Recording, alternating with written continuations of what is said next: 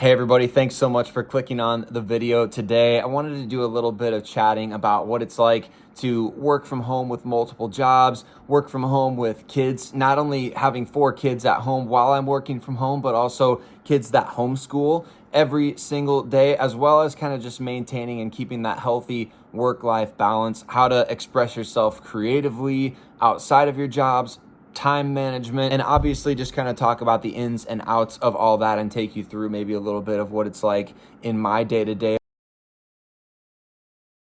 There's this concept called eat the frog, right? It's like the hardest thing that you're going to do throughout the day. It's a thing that maybe you don't necessarily want to do right away. It's a big project that you have. It's a big phone call that you have to make. It's a huge paper that you have to write, or in my case, it would be like a massive article that has to get done.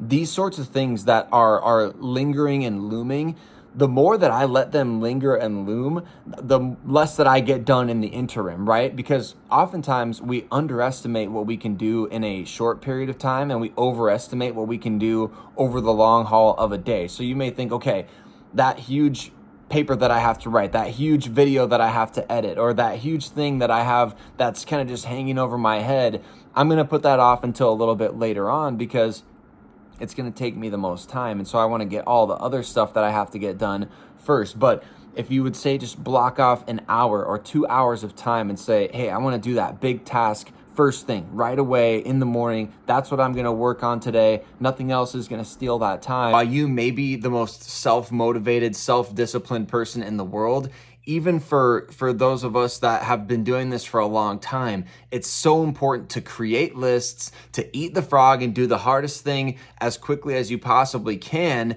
as well as not put all these other things off until later in the week because you don't want to add that unnecessary stress to your life. I think there's definitely a misconception when it comes to the expectation versus the reality.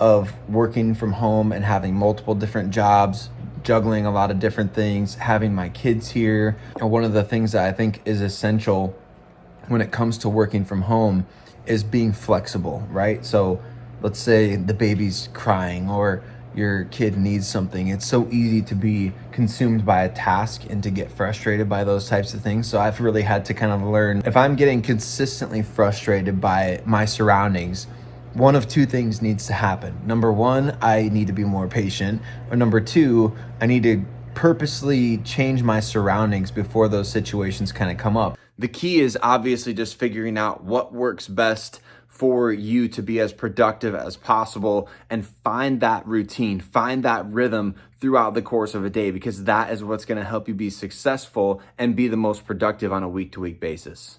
I really love that working from home, this combination of routine plus flexibility, right? So every day, each week is similar, right? It's not like every single week is going to look like a carbon copy of the last week.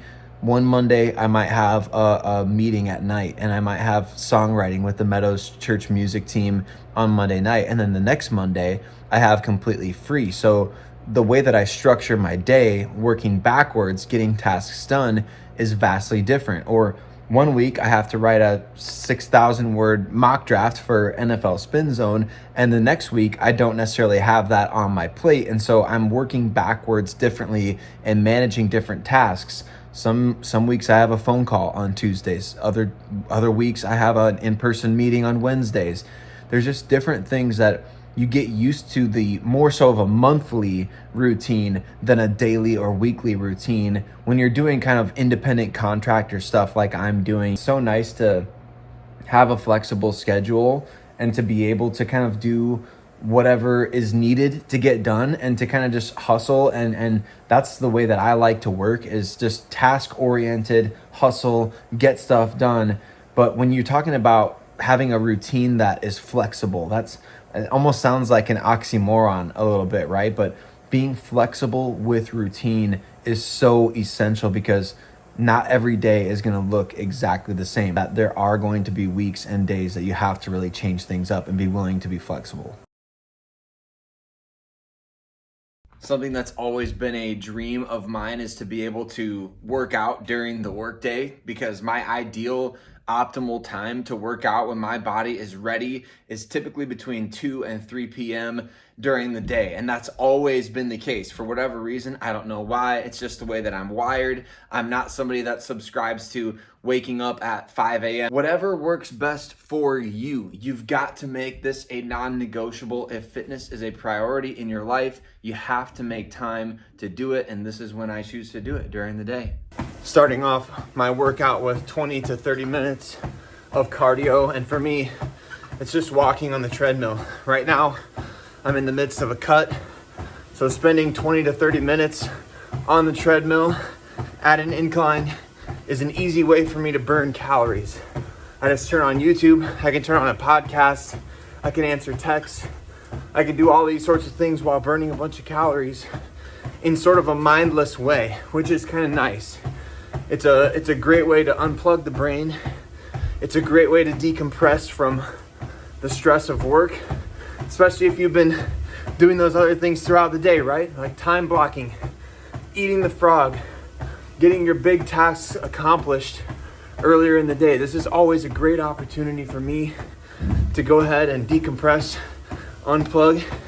So that's what we're gonna do. And then we're gonna get into a, I think, arms and abs workout today.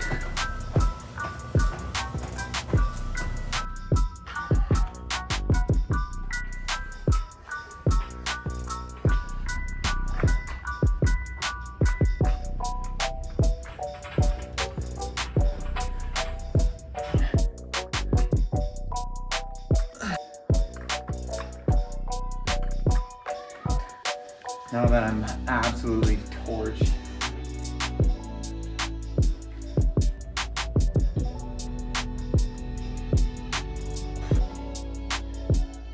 Workout is complete, shower is complete, and now we're approaching the end of the day. It's almost 4:30 p.m. And right now, just want to make sure I dot all the I's and cross all the T's for today. If I have any outstanding emails or texts, want to respond to those, always want to respond to texts, emails, messages within 24 hours, just to make sure that you are being diligent and being respectful to the people who are reaching out to you. But this is the time of day where I want to make sure that tomorrow morning when I get up, I don't want to be regretting not doing something and not getting something done today. Because again, I don't want to be adding stress to tomorrow with something that I could have done today. Now, are there times that's good to unplug? Are there times that it's good to maybe put something off? Because yeah, I can do that tomorrow. I don't need to necessarily spend a bunch of extra time and do that today. Yeah, there will be situations like that, but this is one of those days where I really feel like, man, I can get all the stuff done that I need to today. I can work ahead a little bit, which is one of the great things about my writing jobs, is that I can write ahead.